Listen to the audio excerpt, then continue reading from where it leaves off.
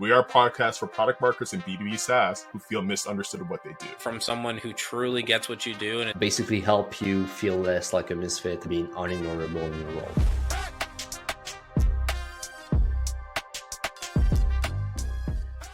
Today, we're going to introduce Lin Pei. She is a product marketing pro. Not only has she elevated her career at organizations such as Teachable and Bright Flag, she is a product marketer career coach and has specializes in helping underrepresented groups breaking in not only into tech, into product marketing. You may have seen her name pop across on your LinkedIn profile. She may have even said a spicy take about this podcast, but we're not going to take that away from you guys. We're going to let her dive into that in the next few minutes. But before we do that, Lin, anything we're missing here from this incredible intro that we're rolling out the red carpet for you here? Oh, wow. That's definitely an incredible intro. Thank you so much for doing that. I'm really honored to be here and talking with all of you. I will say, I'll cover a bit more later. There's so many things I can talk about my background. And one thing that's a fun fact is I also used to be a visual artist. I used to be a starving artist. I left my first job in product marketing, decided I was burned out, and then just did that full-time painting for about 9 months before going back into becoming a product marketer again. So I'll share more on that later, but just wanted to throw that in. Okay, you're a person of many talents. If we had a paint easel, I'm not sure if we can do the Bob Ross, but we might have to bring it back for another episode to reintroduce us to that craft right there. Absolutely. I actually did a Bob Ross painting and I sold it at an auction. What? Can we ask the question? How much did they Lin pay you? That's a great question. So first of all, I made $0 because it was donated to charity. It was an auction to charity, but I believe it was sold for $500. Yeah. Oh, wow. What? No actual Bob Ross. I'm not commanding like tens of thousands, but it was a nice little donation for a good cause, I would say. I love that. Fun fact, Bob Ross never got paid for his appearances on PBS. All of his sales came from paintings and his workshop. So I think that's another thing that you and Bob Ross have in common. And, wow, that's great to know. Lin, I think after this, I'm going to have a side conversation with you about maybe a commissioned piece because I need something for my living room and I'm desperately trying to find the right thing. So we'll talk. Absolutely. The shoes are not enough behind this wall here. But Lin, like we said here, we got the $1 million question, that $1 million or the $500 auction winner here. I'm going to pass it over to Gab to kick it off. Thank you, Zach. Lin, are product marketers actually marketers? Why or why not? Great question. I don't think product marketers are marketers. And the reason I say this is because I believe they're business strategists. And I want to share a little bit of my personal background for why I'm saying this, because I came from consulting. So my first career before becoming a product marketer was actually in civil engineering consulting. It's like very boutique and very specialized type of consulting where I help basically clients on infrastructure projects. It doesn't matter what it is, but the nature of that means you have to think very critically about these highly complex and often wicked problems and figure out the through line on what is the recommendation, what's the key insight from that, and provide solutions, right? Give them proposal to figure out how we can resolve particular challenges they're facing. And I believe that skill set is what allowed me to be a really good product marketer, which is really identifying problem, coming up with multiple scenarios of solutions, and then helping the client decide what is the best solution, execute on that solution, and moving forward. I think it's a highly consultative process to achieving that outcome. And all the product marketers I've worked with who I believe are really great at what they do possess that skill set. Now, you may just tell me and say, well, that sounds like, that could be a marketer as well, right? Like, why can't a marketer do that? Absolutely. That's a very a fair thought to have. But what I'll say is that we are very distinct from other marketers because, first of all, product marketers don't own any channels, right? Like, unlike any marketer out there, whether you're email marketer or content marketer, you own a channel. We don't. because of that, we also don't have clear metrics for success. And I think that's one of the biggest confusing points for product marketers. What is my success, right? So because of that, the way I think about it is product marketing really sits on top of other marketers and enable them to be successful in their jobs. So it's more of an enabler for these marketers instead of being the marketer themselves. So that distinction is what made me go with the answer I have for you, which is no, they're not marketers because they're enablers and strategists at the core. Yes. Follow up question to that, Yulin, really quick, is that I didn't come from civil engineering background. I came from sales, and I think the one biggest discrepancy I saw when I came to product marketing was that depending on like the project you worked on or your counterpart, the lack of metrics.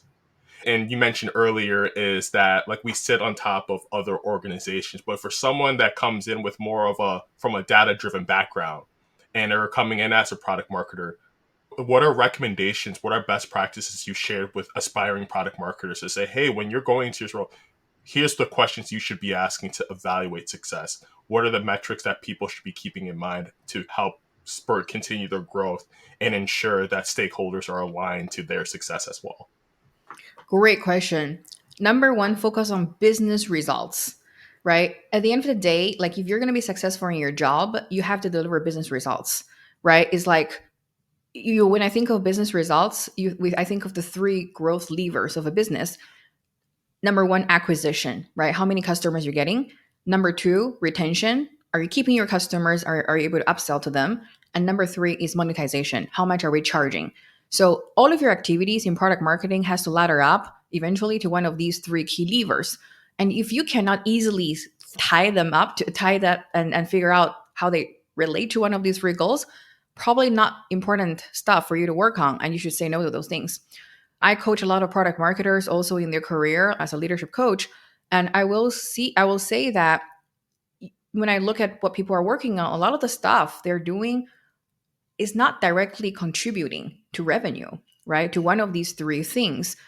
So definitely maintaining that focus and prioritizing your work to make sure it's super focused on business results is important. And then the second thing I will say is to balance that with stakeholders' needs. Because ultimately, if you're such a cross-functional role and you don't have your own metric, you have to also help other people achieve their metrics. So you need to understand what sales want, product want, and customer success want, and of course, other marketers, what they want, and make sure you're adding value to whatever projects they're working on. So the more you're thinking, okay, what is the value I can bring to the product team? How can I help them create better products, drive better adoption for their products, right? The better it's going to be. And you don't have to just do that in a silo. It's not like you go to them and say, what is the specific project I can now create to help them? I really believe in kill 2 birds or multiple birds with 1 stone, right? So it's really about whatever project you're working on, figure out how do you create an enablement plan from that and make sure the results of that is truly maximized and used by all these different teams. As an example, if you're working on a persona project, it's not just you creating a persona deck, maybe share with the marketing team and call it a day. Follow up with different teams. Go to product and say, how is this aligned with your user personas you're using on the product side?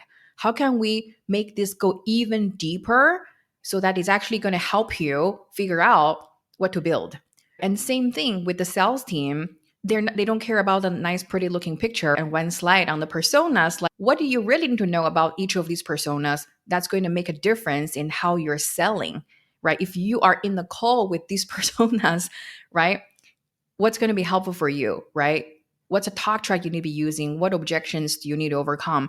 So it's really about thinking through the entire life cycle of everything you're providing that's going to benefit everybody else. I love this, and it's a good argument based on what you said why PMMs are not marketers and ultimately business strategists. Because if I'm a marketer and I own a subset of channels and it's going well, but we're not closing revenues because of sales, technically I'm doing my job, right? My department is successful. But as a PMM, it's not working like that. You need to make sure that your scope of work belongs to the organization, not to a one specific department. So really love the way you're putting that. And I feel like it's just giving us more ammunition why PMMs are not marketers. Lovely. That's a really good point. Is she our first season 2 with the answer of no? I think she is. And this gets me super excited on a Friday. We have a little game that we like to play on this show where we put everyone in this little torture chamber device. It started with our good friend Anthony Pieri as a messaging torture chamber. We've modified it now to fit several of our season 2 guests. And I've made one especially for you that we have not tested out yet. Oh my gosh. So I'll give you the rules, and then you can't agree or disagree. You're going to have to do it no matter what. We've got you on the call now. But essentially, imagine yourself in a phone booth. You're given one option and a second option, and you have to pick one of those. No matter how terrible they feel to you, no matter how hard they hurt your heart, you have to pick one. All right? You have any questions? I don't have any questions, so let's go over it. All right. So the first question, would you rather accept a PMM job without alignment on KPIs or accept a PMM role without meeting anyone but the founder? Wow, tough one. I will pick the first one.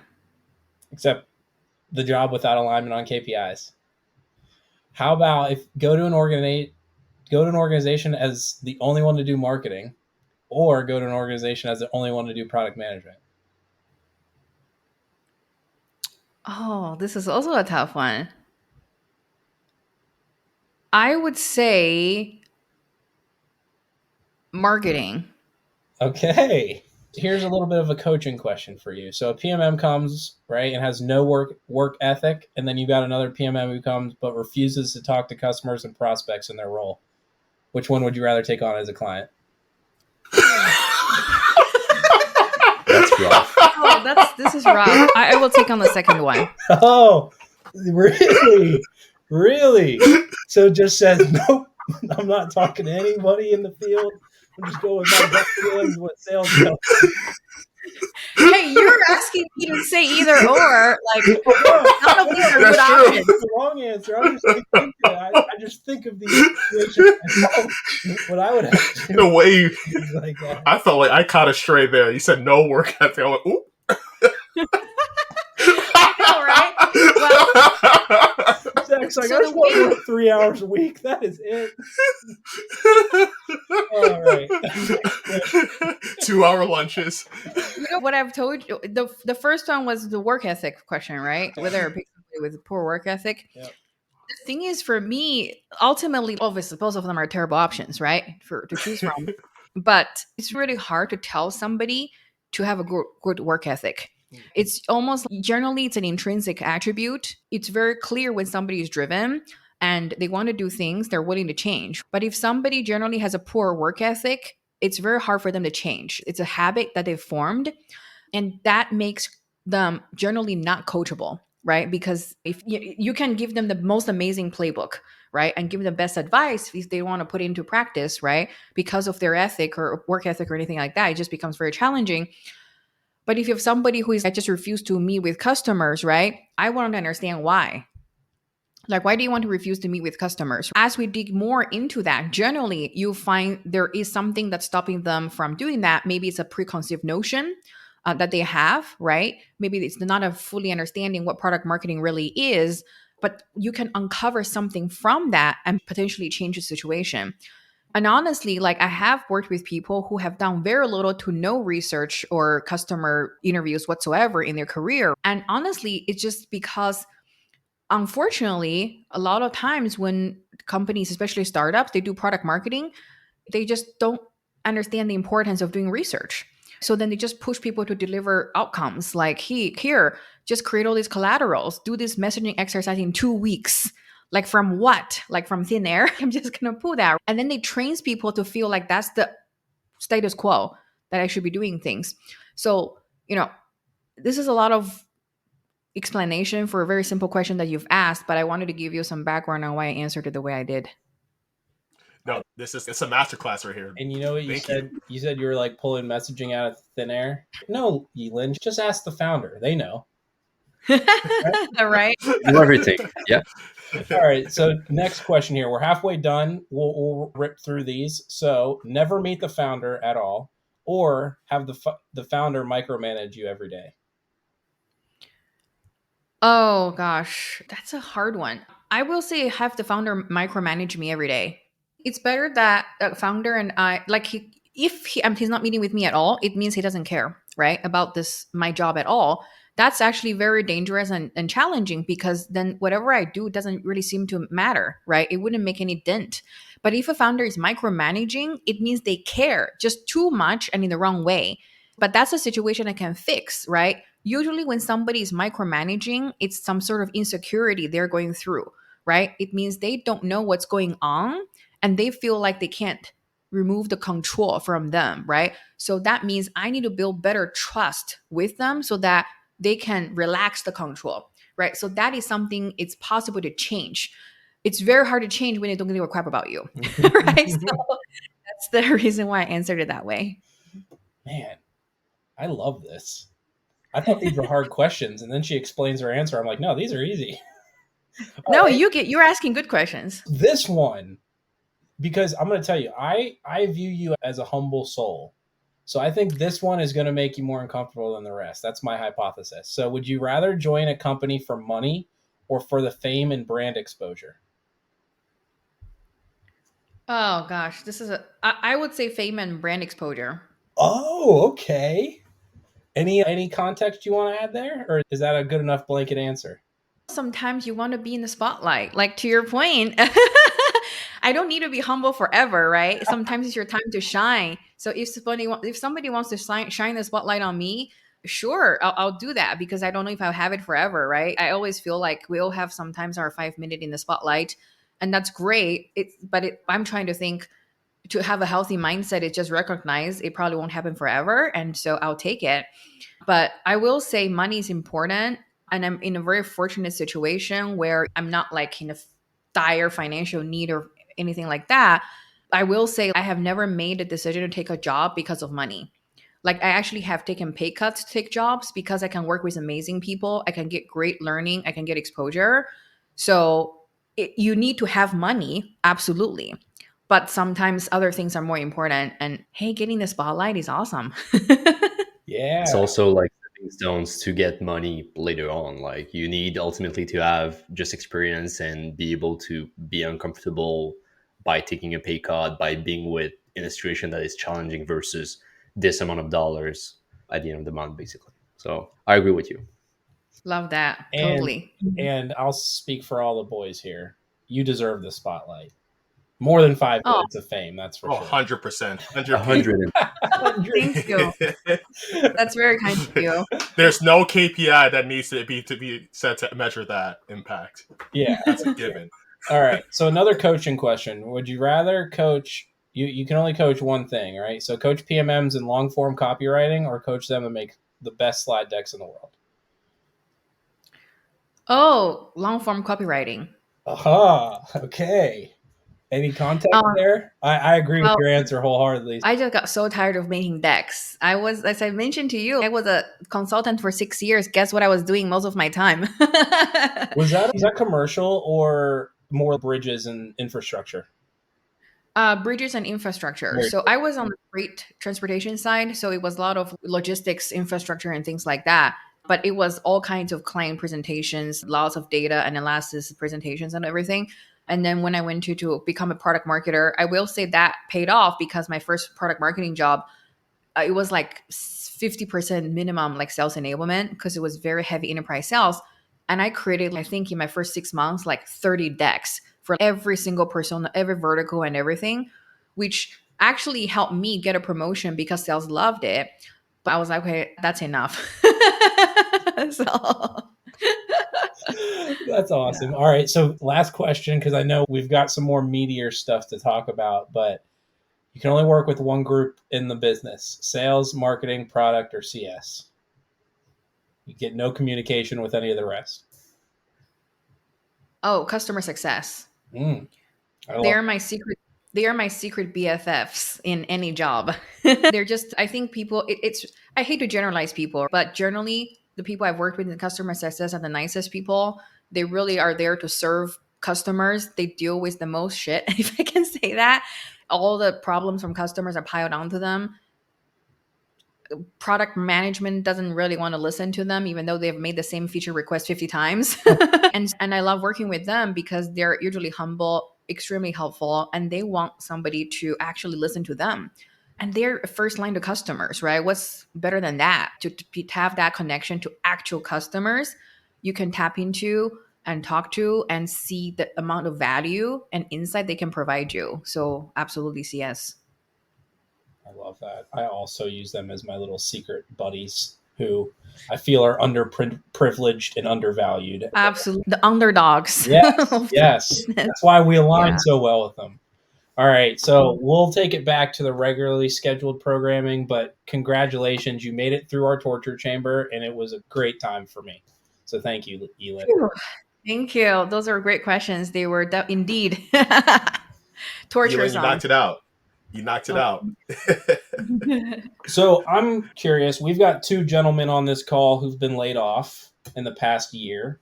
Mine came on in December, so just a few months ago. What has been your perspective on everything that's been going on around the last year in that world of layoffs, specifically to PMM, and how have you been able to help out several of our people in our network and probably some people who are actually friends of ours?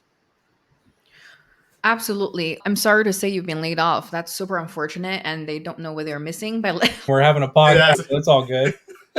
exactly, that's a great way to put it. And you know, and then coming back to this whole layoff situation, I will say it's the worst job market I've seen ever since I started working, because I started working in 2010, and that was when the Great Recession is in full swing, and we were in an economic terrible situation. I remember competing for the same job with all my classmates, and then it's basically increased, and the job market has been growing every year since then. And then suddenly we're in this situation of a combination of COVID, AI, changes in VC investing strategies, and the focus of different companies that's leading to this situation, which is certainly terrible. The good news is I do believe the job market is getting better. If you look at trends from layoff data every month, right, we're seeing decreases in trend like over a year for sure, right? This quarter compared to last quarter is a lot better. So I do believe and I'm hopeful that we're on a path to recovery. Having said that, there's still lots of folks out there without jobs, and there's still way more supply than demand. In general, for that situation, I guess there are two ways that's influenced my coaching work. Number one is, if you are a candidate, you need to focus way more on differentiation. How do you stand out from the crowd so that you can be positioned as the best candidate for the role? Because if you're in a really great job market, you may not need to differentiate yourself as much, right? Just because there's plenty of fish for you. But in this market, you have to be the top, right? Otherwise, you won't get it. And so you have to think, what does a hiring manager really want? What's going to differentiate me from everybody else? So a lot of my coaching has now focused on standing out from the rest by creating a competitively differentiated career story, right? That's going to be the through line that you're going to use in your entire interview. The other thing that made it sort of that changed and helped me shift my focus is, for career switchers, my advice is to focus more on stepping stone roles, right? Previously, if the market is good, you can have, say, somebody go from a sales enablement manager role directly to product marketing, right? That may or may not be possible right now. And I would say, if you have very little marketing experience right now and you have some gaps in experience, it's extremely challenging to directly move into a product marketing role. As a result, you want to figure out what are different stepping stones roles you can get to that gets you closer to the ideal and dream job that you do want, right? So maybe you're moving in from sales enablement, but then the next step is not immediately product marketing, but it's more general marketing, right? Digital marketing, partnership marketing, or something else, and then product marketing. So that's like how it's. Hopefully I answered your question. I know I went a bit long, so let me know if there's anything else I need to clarify or elaborate on.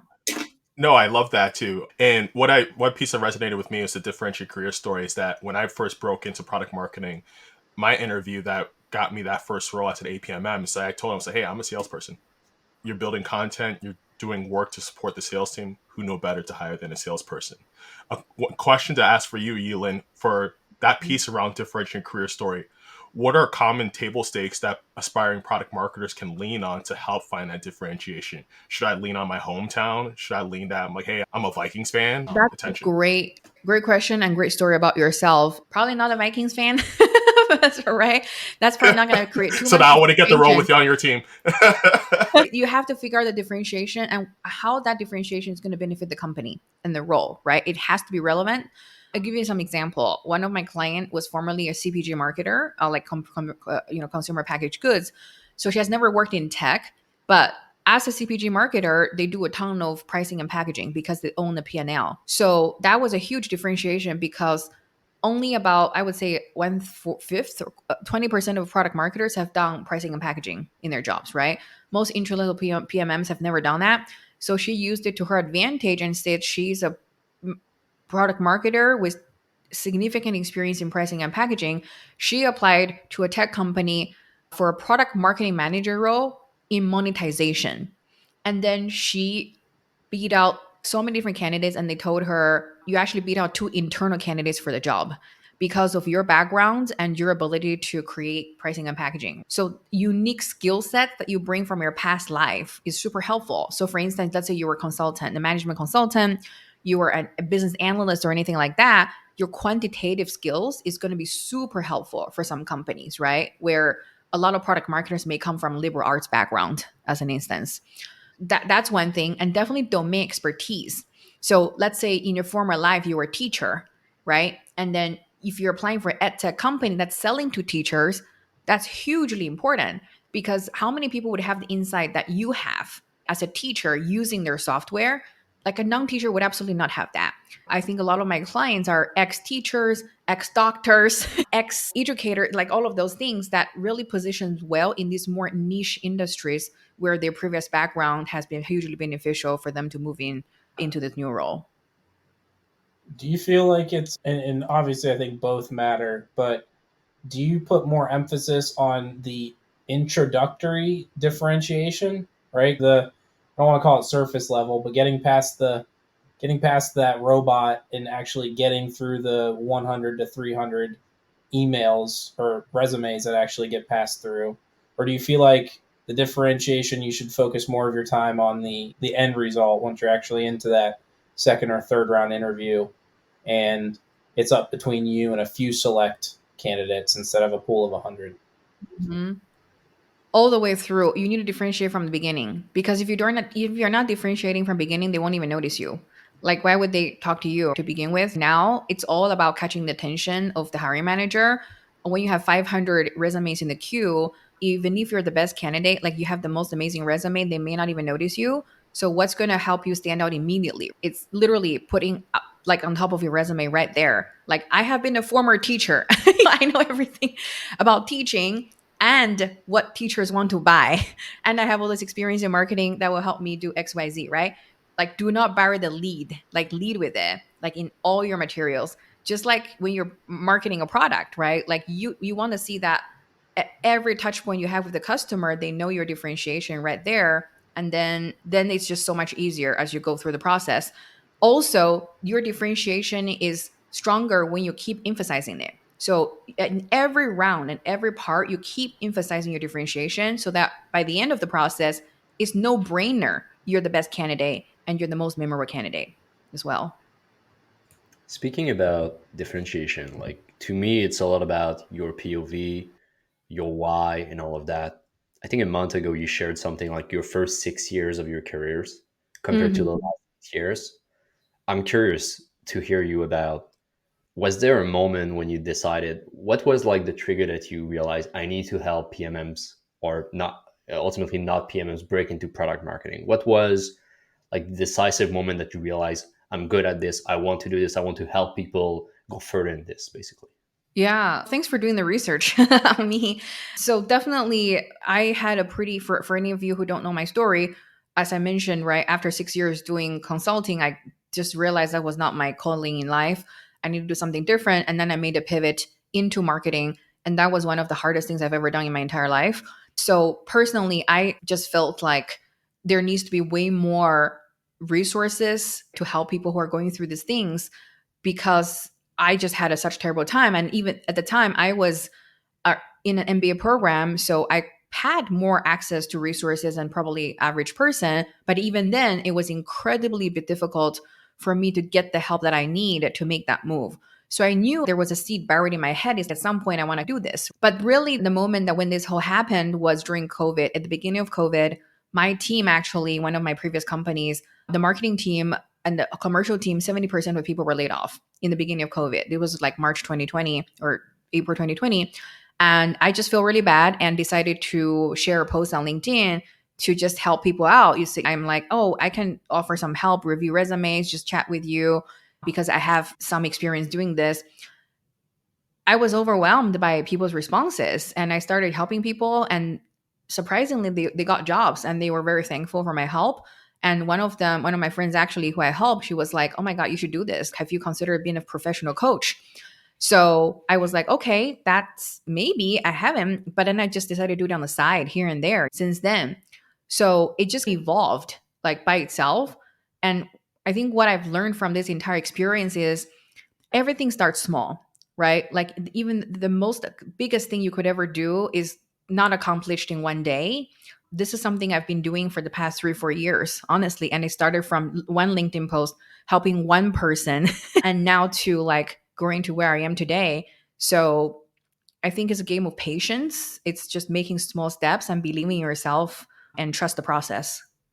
Yulin, I'm gonna ask a clarifying question. Actually, I would love for Eric to kind of tap into it because behind the scenes, before every episode, we discuss amongst ourselves, hey, what topics we want to talk about. And Eric brought one up, and I was like, no, I don't want to talk about that.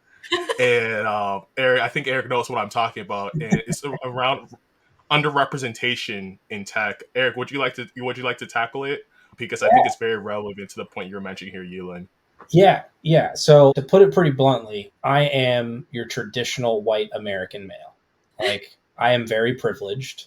I get a lot of things that I don't know that I get that quite frankly others don't. And I've seen some posts from you which particularly have struck me as you have not given the proper respect in certain situations that I believe you deserve. And part of the reasons we have you on the show is because we do have this high level of respect and we think honestly, you're just the shit.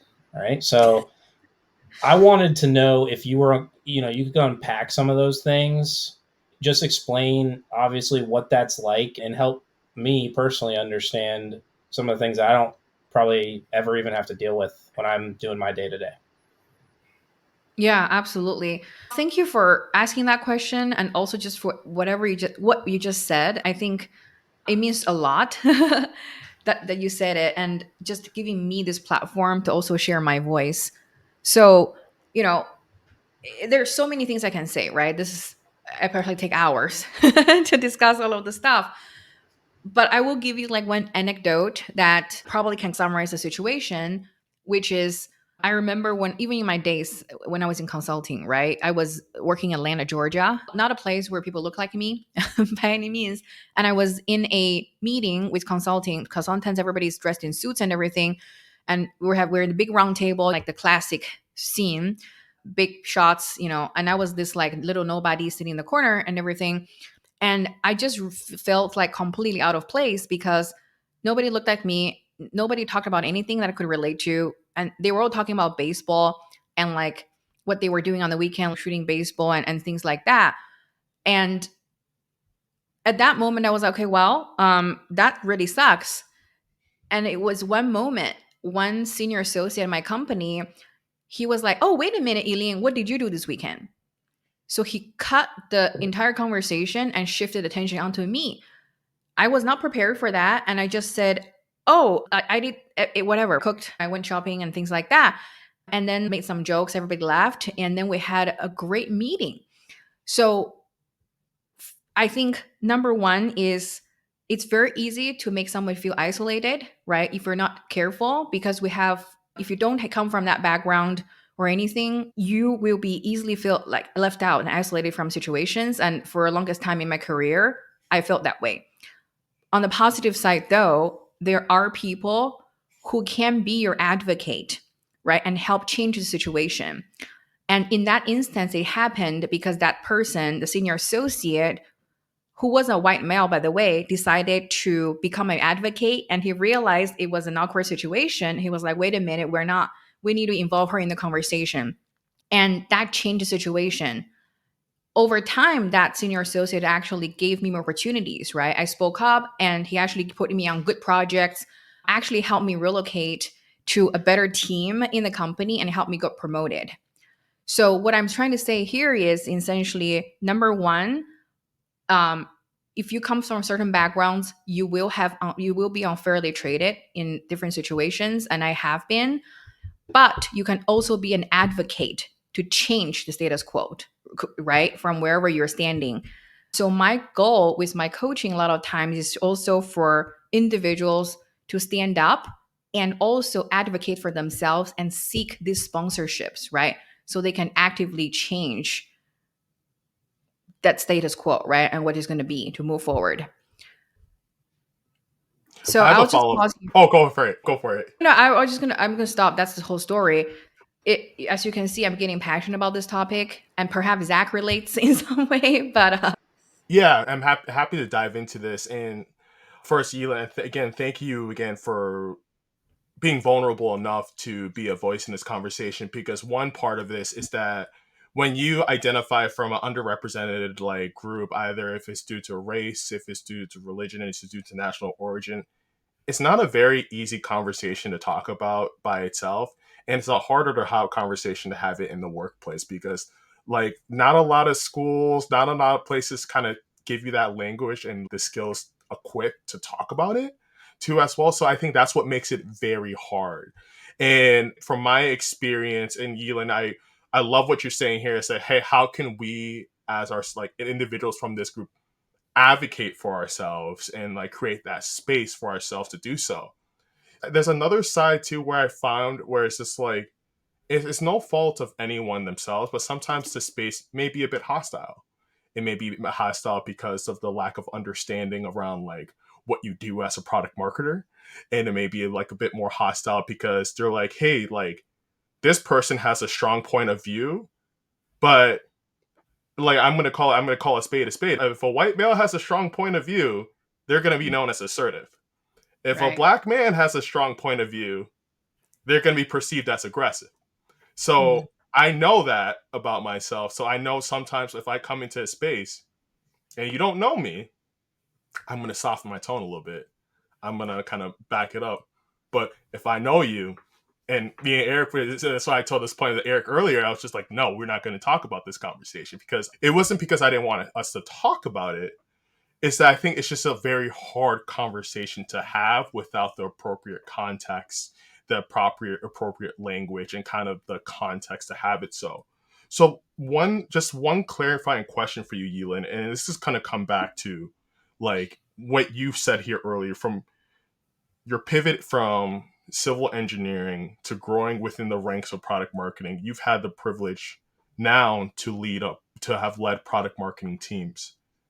For individuals who lead product marketing teams, and they're asking themselves today and say, hey, I know my team here, or I have a few individuals that they don't look like me. They have different experiences from what I've got. What do you say to those product marketing leaders that want to be advocates for individuals of those underrepresented groups, that want to help alleviate? Because I think that's one challenge right there, is that my intention is there, Yilin, but I'm not sure if my action is going to align to it. Like, what actions can a person take as a product marketing leader to be that advocate? Number one is to listen. It's the most important. You have to listen to your people, right? Like, talk to them. If you feel like they're not having the best time on working with you or for you, right? Like, you have to have those conversations. And sometimes they may be hard things to listen to and to hear. It's not just about, oh, give me some feedback or suggestions. It's like, literally ask them, how are you doing?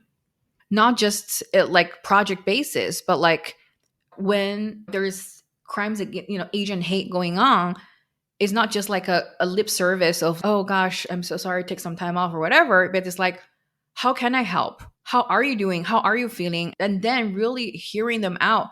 And to do that, you need to create a safe space. Like all the stuff you've done before as a leader, of listening to them, providing them with feedback, doing what you're saying, giving them a spotlight, right? And help advocating for them will help you build that trust, so that when those things happen, when the conversation gets really difficult, they're willing to share with you what they're actually going through and how exactly you can help them. That's the best way, I believe, that a leader can use their powers to really help somebody. And usually the employees, when they share stuff, like when they it's very obvious what things needs to be done. I have worked with people, many of whom are people from underrepresented backgrounds, and many times I hear the stories of just I feel like I'm being cut off in my meetings. I feel like everybody else is talking over me. I have this idea, but I'm not speaking up at all. And I just feel like I'm not doing a great job, and my job is at risk. In that case, if you're a manager of this person, you would notice that situation and ask, how did that meeting go?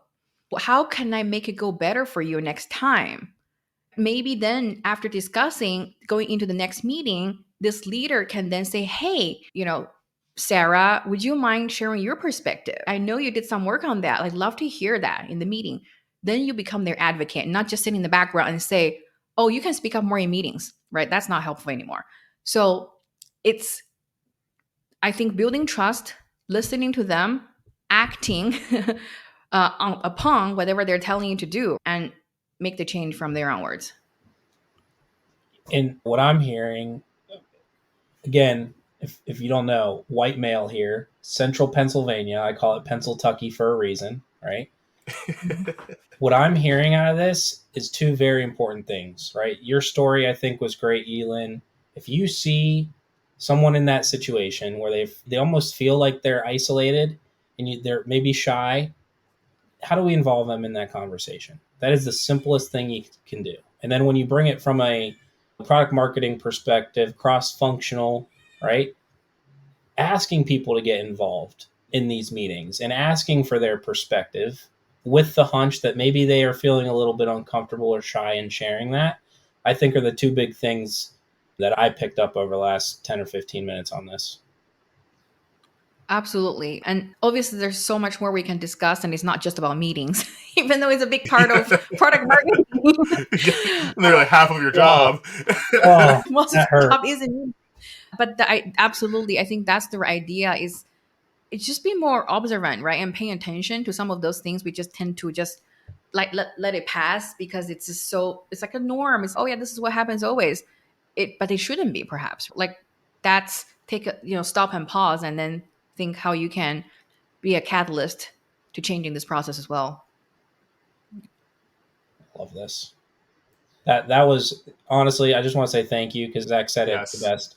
This is a hard conversation to have on any level, and I feel like I've leveled up quite a bit over the last 15 minutes or so. Same.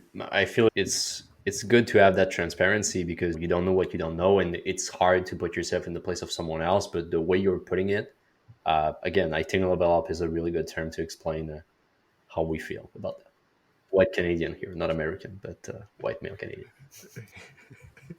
Yeah. We don't isolate Gab out of the conversation because he's a French Canadian. We're just gonna you're marginalized too, right? I heard earlier. I don't think you're at all French. I do have a question. You go for it. I do have a question. What's your PMM superpower, Elin? Oh, that's a really good question. I think my biggest superpower is being able to figure out what things we're not doing that we should be doing, and do that and achieve results that nobody really have thought of before. So I also really believe in taking big bets, right? Because if you go big, you can win big. If you just take small steps, if you're just like making a small bet, that's all you're going to get. So probably that's the reason I generally do really well in startup land, because they do reward taking bigger risks. And I felt like one of the reasons my career was able to be fast tracked was because I was able to take some bigger business risk that paid off in the end. So ultimately, I think those two things are related, right? First, noticing what is the gap that needs to be closed, and then take that risk to do that when nobody else dares to or want to do that, and then achieve results and moving forward from there.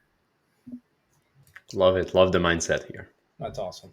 Awesome. And yeah, that's all I had.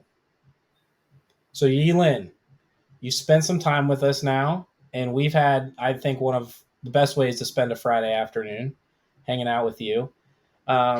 We wanted to see, is there any other special things you've got coming up you want people to know about, or any ways that people can find you and we can direct them to learn more about what you've got going on? Absolutely. And thank you for asking about that. So I think the best way is to follow me on LinkedIn. I post there weekly different types of content. I also have a newsletter. I would love for you to sign up to get more in depth into the different topics I talk about. So it's courageous-careers.com, and you'll find the links to my newsletter. And of course, if you do need any help along your journey, whether it's to look for a job or level up in your career, check out the services I offer on my website and see how it can potentially benefit you. But I also think one takeaway, and I hope an action for everyone to take who's listening, is just look around you. If you're currently working, is whose voice are you not hearing from that you wish you heard more from, right? Among your teams, your teammates, or people in your company, and maybe just reach out to them, have a chat, and see how you can potentially help. And if everybody did that, I think we're going to have a much better workplace. And I just want to say, as a parting word, I literally am doing exactly what you just said. I'm sending a Slack message once we're done with this to a very select group of people saying, I want your input on a few things. Love that. Yeah, absolutely awesome call. All right. They're gonna listen to that. They're gonna listen to this conversation and be like, Eric, that's why you sent us that Slack? Eric, where's that Slack I was waiting on? Right?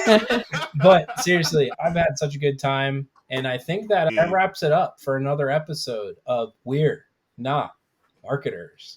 Thank you, Yi-Lin. Thank you very much. Thanks, everyone. Oh, you guys take care. Thank you for listening to We're Not Marketers.